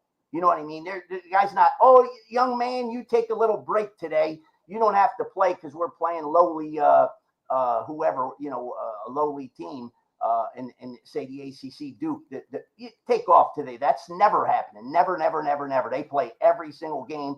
And the difference, though, of a good part about basketball is compared to football, and that's why I always like college basketball better than football as a betting sport. People ain't getting hurt in basketball, okay? My game's playing out 99%. All my guys play. Football, first play, quarterback's down. You know, those memes and everything where the people are sitting in the stadium. You know, that's what everybody did for Purdue last night. All our fans were like, no, what happened? But that's what you're going to have in football because it's a rough sport and people are going to get hurt. And, you know, you look at the Tampa Bay Buccaneers, they have 3, 4, almost the whole offensive line hurt. You know, they don't grow on trees. You know, when Right. Rick Pitino said Larry Bird ain't walking through that door and Robert Parrish ain't walking through that door. Well, that guy on that team, if he's a backup offensive lineman, if he was any goddamn good, he'd be an offensive lineman starting on another team, right? Well, But that's true. you have to go in there and play. You got to play, and so football's a rough sport. People and really, to be honest with you, this college football. The one rant that I have against college football is this targeting. Kids getting kicked out. I mean, they almost kicked the kid out in the one game. I think it was the Purdue Penn State game last night. Get confused watching 7 games at once. But the kid's going down to make the tackle, and then all of a sudden the receiver goes down, and then they smack into their heads, and all of a sudden the guy's getting kicked out. Now in the NFL, he's not getting kicked out, but in college, he's getting kicked out. Is that your marquee guy on defense? You know what I mean? Are we just Right on the first play? And it does. I've seen kids get kicked out in the first 5 minutes. You're like, God, I just lost my best player right there. This game's just gotten harder. They may get a 15-yard penalty in the NFL, but they ain't getting kicked out. So there's a little discrepancy. There's always a lot of different angles in betting, but that's one that I don't like. I don't like that guy getting kicked out. I mean, I could see maybe if they were even going to say he's got to get kicked out for the next series, but not the whole game. I'm not a fan of that. Chris also asks, does the transfer portal make handicapping harder for you? It does a little bit because, I'll give you a good example. I took Northwestern in week 1 against Nebraska, not because of the transfer portal, although Helsinki, the quarterback, wasn't bad. At times, he played in the SEC. He played in some big games, and he wasn't bad. So I thought, wow, this team made an upgrade, really. That's an upgrade at quarterback. This is, a running team anyway, a defensive-oriented team, a grinded-out team. If this kid can pass the ball decent and, not make any mistakes, they're going to – this guy didn't understand why they were given in Dublin, which realistically was basically saying that if they in Nebraska, they would have been given 17 points. Nebraska, every game they played, like, forever's under Frost is a one-score game. He has the most one-score games ever. So you're like, I'm getting great value here if this kid doesn't mess it up. But again, that's a transfer portal. Again, another new system that he had to learn. So, obviously some kids are elite. Last year you had that Tennessee quarterback Hooker, right? He goes to Tennessee from Virginia Tech, and you're like, this kid can play. I mean, he can run. Anybody that can run with the ball and make first downs out of scrambles, that's a good, extra key that you want in your quarterback. But man, you can see he did really well right off the bat for the most part, and even beat out another guy, Milton. There's a team that has probably the best backup quarterback in college football. In case that kid ever gets hurt, they're not going to be dead in the water. But look what happens this year. He's had a full year under his belt now, and now this team on offense is going to be loaded. They're going to be like in Ohio State caliber almost. They have an offensive coordinator, a head coach guy in Heupel that's going to, he's a genius at calling plays. I mean, the kid won the Heisman, so he knows what he's doing. But he's got the quarterback, he's got the wide receivers, he's got a decent offensive line. So you have to look, if you're looking at transfer portal, smaller school quarterbacks, how's the offensive line, and is the system completely different for him? Because in weeks 1, 2, 3, they may have a huge adjustment periods. It's just how it is. In the NFL, guys are just so much smarter, even though it's not a transfer, but you got like a Baker Mayfield going to from Cleveland to Carolina. They've already played long enough. They understand, and even the offense coordinator is going to put in a system that works to them. Sometimes with kids in transfer portal, the offensive coordinator is running his plays. The kid's got to learn his system. So, it's like I said, it's a great thing for the kids because they get to play without sitting out. I don't know how, I think it's Wyoming. They just ran out of town, like just left the team with nothing. I mean, with a down year now. And so, yes, for these kids, they're going to get a chance to go to greener pastures. I get it. But the transfer portal really helps, the elite teams. Look at USC. Yeah. They poach Oklahoma's guys because they're happy to be with their coach, Riley. So they poach them. Luckily for Oklahoma, they're a top 5, 10 team. So they're able to bring in guys too because they, in a way, poached the Gabriel kids. So, It works for everybody if you could get them, but if you're losing them, not so nice. Yeah, absolutely. I know you've kind of mentioned, well, you've actually sprinkled a lot of different tips throughout the show already. Are there any more helpful tips that you haven't talked about that maybe you might be able to help our young bettors that are out there getting ready to go place their first bets? Yeah, I would say this is a tough thing for smaller bettors, but the very number one rule to increase your chances of winning, even me, I'm making the same picks, but if I increase my chances of winning by having, say, opening 5 betting accounts, if you're in a state that has 5 different outlets, you have BetMGM, DraftKings, FanDuel, whoever, 5 different Caesars, they have the outs. If you say bet 200 a game, if you can just get at least 440 into each one of those accounts, that means that every game that you make a bet on, you can now have 5 opportunities to get the very best line. And you're going to see, like last night, for the most part, the Purdue game that I lose with 3.5, the line was 3 or 3.5. It really wasn't showing up at 4. I could have bought a half a point and got 4. But the point being that you got the best of the number. And there's going to be games along the way where you may be getting a game where one of your 5 has -2.5 and the other 4 have -3. So now when that game wins by 3, which there's a good chance it may, you now won your bet, right? Or God forbid if it's the opposite of that and you actually get the best of the number to get a push, that's 220 you saved. So having multiple accounts, if you want to be a winner, like, look, I have customers to this day and they bet big. They have one account. They bet with one guy. They're betting still really with the bookie guy. That's their out, what their line is. And sometimes their line is bad. And I'll have to be like, look, we just skipped that game. You don't have to just bet a game just to bet a game. If you have one line, then one outlet, that's where you're going to be sitting. So you got to be careful to bet with one line. You have to win 53.4%, I think it is, to be break even, right? So if you pick 100 games, you go 53 and 47, you broke even. Okay.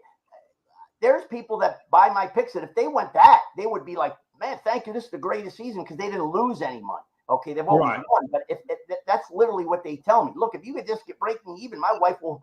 I'll be able to sit and watch football all day long as I do that. And if I make a few bucks, she'll really love me. But if you have one outlet, you're gonna either push or lose some close games.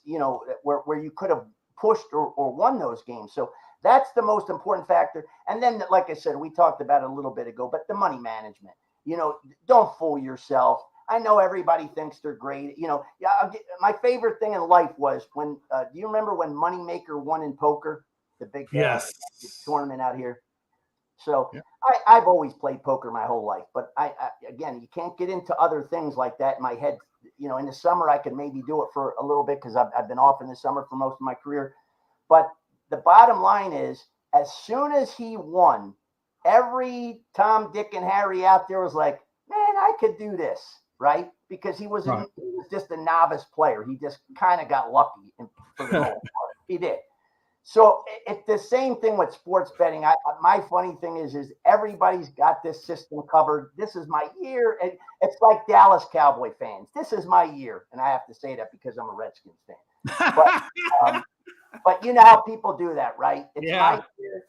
First week, by the third week, sure, if you're Dallas, you're pretty good. So it's not done in the third week. But some teams you're like, oh, that's all she wrote. Week 3, I'm a Royals fan too, if you see this hat here. So that takes me about a month. And then you're like, well, there's always next year.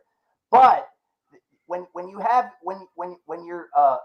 betting on teams that in this situation are very good teams, okay, there's always going to be a couple that don't work out. They don't pan out. Injuries in football especially will kill you. There's not too many shocking teams that don't play up to caliber in say, college basketball. NBA is a weird league, so it's an up and down. So money management and the betting accounts is probably my 2. If you can do those 2 things, you will have an opportunity, even if you pick them on your own. Because like I said, everybody could pick them on their own by week 4. Then they're calling me and they're like, well, you're winning. It looks like you know what you're doing and I don't. So I'm going to buy your picks. And you're like, okay, just do what I give you and try not to just throw out another 50 extra picks a week, because I've won many a week over my career. And when people used to call on the phone, now everybody gets them off a computer or a text.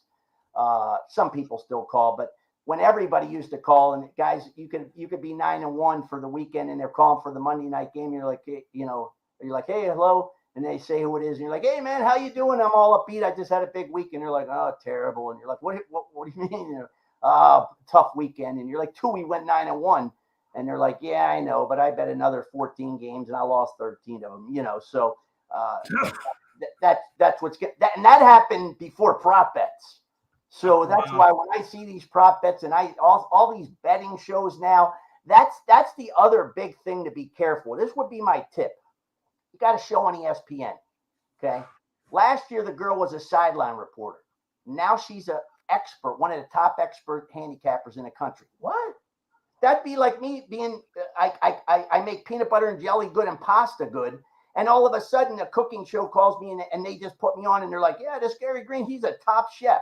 How? I'm not, though. But if they say it and I go along with it, I guess it's true then, right? It'll pan out that they won't be. A lot of these betting networks now, just, again, it's not the end of the world, but they have this beautiful girl on that's going to host, or they have these people on and they think it's entertainment and they're giving out 20 prop bets in all these games. You guys ain't betting $10. You're betting more than they are probably. So you got to be careful. All these guys writing out, all these websites. I read a lot of articles just to see what people are writing. And there's so many guys that by the third week, I'm going to read their articles and I'm going to say, you did not even watch that game because you look at the final score. And that's the other thing. Another tip would be looking at box scores. Just because somebody wins 38-7 does not mean it was a 38-7 type game, okay? That 7 team that got in the scoreboard got killed may have actually had a better performance than that. And maybe they even, had 500 yards to 300. But I'll give you an example. Nevada last Saturday night against New Mexico had like 200 yards of offense. They won the game 23-12. Basically, you're saying, wow, won by double digits. This team's pretty good. No, they stink. In fact, they may be one of the worst teams in the country. They caught the worst team, New Mexico State, basically. So that's why I'm saying that scores can be deceiving. The guy I have my most fun with in football, and, I'll do it all year, every year until the guy's done, but Kirk Cousins. Kirk never won never won a big game in his life. Okay, but they still talk about his being his top quarterback in the league. He's not, never won nothing. So you never won nothing. Lamar Jackson, I guess you won MVP, but I don't know how many playoff wins you got. Not many, one. There's some guys with none, and you're just like, you never won anything. But when you're going to bet on games, if you have these guys that never won anything and then you lose, you can't be that surprised. I want winners. You remember who said that? I want winners. Mike Singletary. I want winners.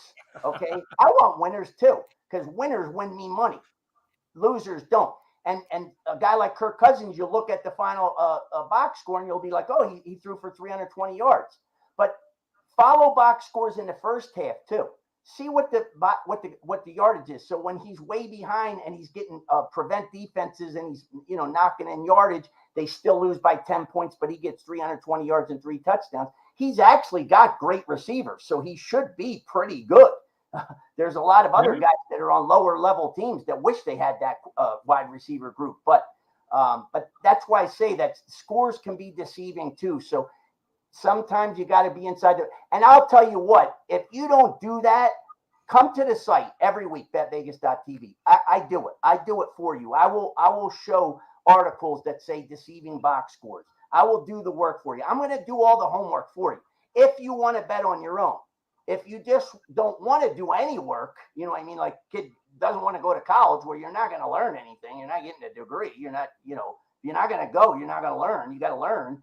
If you don't want to learn and do the work that I provide for you for free for the most part, and you want to buy the picks, then that's okay too. I understand that a lot of people, I have guys that bet 10,000 a game that they're on commission, so they call. And they call the next day. And the funniest thing is they say, how did we do yesterday? They're going to call tonight at some point, 2, 3 o'clock tonight. And they're going to say, hey, Gary, how did we do yesterday? They didn't even check it. They're not even checking it. And it's kind of hilarious. You know what I mean? That they don't care. They're not really a fan. I kind of use this as Michael Jordan. Michael Jordan's the richest guy in the world, right? But he has to gamble every day. He's in Vegas all the time. He's at casinos playing blackjack. It's in you. You know what I mean? Some people actually the live and die of watching the games is exciting. It's fun. I mean, you imagine horse bettors. It's 2 minutes. Your bet's over in 2 minutes, right? But the good thing is, as soon as the gate race is over, there's another one, and you don't even have to be at a track where when I was a kid there was 13 races, so there was 20-minute break in between.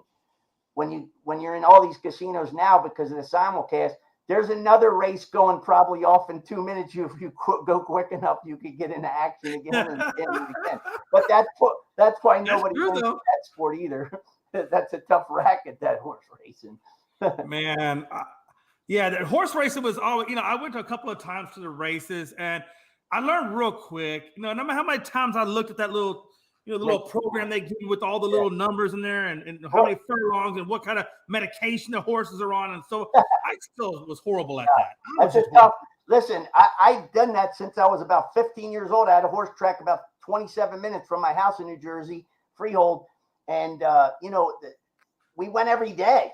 We just went every day. It was an afternoon thing. And we loved it in the summertime. And then as soon as I got to be 17, that's all I did was gamble for a living. But we went 3-4 times a week. And I know how to read the form and everything, but it's another sport that, like in a way I say my magazine is kind of like that racing form for horse bettors. They're helping you, right? They gave you everything that you need, but then you got to use that stuff to your advantage.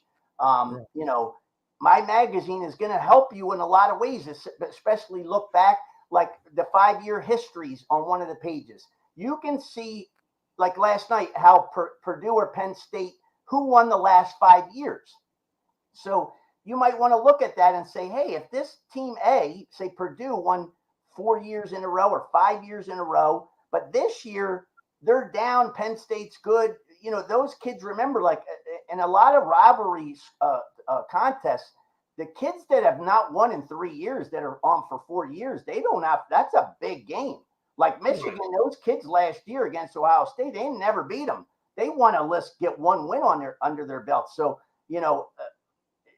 when they come out and play inspired, and in that case, Michigan upset, and it was called an upset, beating Ohio State that day. That's one of those situations. So there's so many situations. None automatically just because one thing happens doesn't automatically make me make a bet. But I'm also I'm old school. All handicappers now are what I call new wave, new school. My way of handicapping is first thing. When I'm watching that game tape, offensive line versus defensive line. I don't care what you got. If you can't block, and if these guys that come in for Tom Brady can't play, he's not going to be the Tom Brady we know. I don't care if he's Tom Brady. It's been good. Last year, Tom Brady, 3 of the 5 offensive linemen were number 1 at their position. Number 1, 3 of the 5. Me and you could do pretty good as a quarterback in that situation compared to some poor kid at Houston, maybe say it has the worst offensive line. He's running for his life all day. And then you say, well, he's no good. Well, maybe he is pretty good. Maybe if he was playing on Tampa Bay, you'd say, man, this kid's a lot better than I thought type of thing. So offensive line, defensive line matchups. We all know the quarterback. We all know the running backs, the wide receivers. We know the big name defensive players, the Aaron Donalds who dominate the game. We know all that. But the bottom line is, how is your offensive line against another team's defensive line? And for years, I used to do shows in the casino in Vegas, and we would talk about week after week, average line weight for Ohio State, 317 across the board, right? And then they're playing this Ball State, an average offensive line, 263. And you're like, they got a 50-pound man advantage. Look, that's boys men against boys, right? So, Absolutely. so again, that's why the spread probably is that high too, for most cases. But there's nothing you can do. And the bottom line of the good teams is they pull the starters, and the second string guys again are first stringers for the 11th ranked team on. They're just not first stringer on their team because they're a top 5 type of team or top 10 team. So offensive line matchup, but that's a lot harder to do if you don't know what you're watching. You don't know really the full spectrum of watching game tapes. So, and you got to put in the time. I tell everybody, if you put in 18 hours a day like me, and decide you want to have no life and never sleep, you probably could do pretty good. You know what I mean? You have to have some knowledge of what you're doing. Like, I don't have the knowledge. I don't think if I spent 16 hours following horses that I could still win. I'd be honest with you. But there's probably other things in life I could excel at if I put this much time into it. But, like my friends are off, hey, come on, we're going to play video games. You're like, no, I'm not playing that video games. I got no time for that. In the summer, I would go play, but they're so good and I suck. Why would I play? They kick my ass. That's not fun. No, that's true, though. Hey, so the last question we had for the show was, again, I know you kind of talked a little bit at the beginning about your magazine and all the offers and things that you have. Could you just tell us one more time for those who may have just joined? Yeah, I'm going to give you a couple of things, though. Everybody, if you go to betvegas.tv, sign up for my email club. It's absolutely free. And that club, you're going to get a chance to win prizes. You're going to get a lot of extra stuff in there that you won't see on the site. And that's free. Just go sign up. It's fun. As long as I have your name and a phone number and your email, if you win a prize, I'm not tracking you down. I don't want to have to say whatever. I need your email and your phone number, and I'll send. Eventually have to get your address if you win. But I'll send you. I'll send you prizes in the mail. We'll do that. We've been doing that for 30 years. I used to do it at the casinos, and now I do it on the different shows and on that website off of that free email club. So sign up for that. That's free. And then like I said, you have the first week, this whole weekend of college football and baseball and WNBA through Wednesday it's $99. But if you use ASAP one, you'll get those for $49. And also a special, if there's anybody watching that they want to come on board for the whole season, my season cost is a little higher than a lot of other places, but it's $2,500 for the season. That's every pick, NFL and college, right to the Super Bowl. Okay. And you get the baseball, whatever I have, and then playoffs, and then other sports, like I said, if they're going on WNBA or whatever. So right now, if you use the code ASAP50, you can get the entire season for 50% off. So we're just starting. So you've missed a few games, but you will literally get my entire 2022-23 football, NFL, college, every pick, every best bet. There's no extra money. There's no more money for a best bet. If I'm selling that possibly on the site the last few years, I didn't even do it because I didn't want to get into it because it's a lot of extra work. You're making money, but selling one pick, people will buy it because it's affordable. But you would get every best bet too. You don't pay that price and then I come back. 9 out of 10 guys in this business, after you buy that, then they say, no, the bigger plays are extra. It's not extra. You'll get everything I got. And hopefully, like I said, you'll get more outs. And some days, I have people that literally will have a bookie that last night when that Purdue game I lost, they got 4. They got 4 because they had multiple outs, multiple bookies, and they got the 4 and they pushed. So they didn't even lose the game. You know what I mean? And they're paying me on commission. They could have easily told me no. I always believe in good karma. Treat everybody good and it'll come back to you. And, I donate pretty much half of the salary that I make every year to charity. I have a lot of charities. So, I try to give back.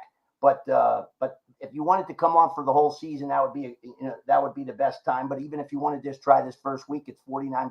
Give it a ride. And then and then all year long we'll do different things. But I usually do that. I'll probably do that special for the football next week too, because NFL hasn't started. Because of the holiday, it's funny. Things have gotten much bigger, especially with TV games. You're going to have Clemson and Georgia Tech Monday, LSU, Florida State, which is a nice game on Sunday, standalone games. But people are on vacation until Labor Day, till that weekend ends. That's why NFL got smart, and that's why they don't start till the whole week after, because they want every damn viewer. They're not stupid. And just a note to everybody.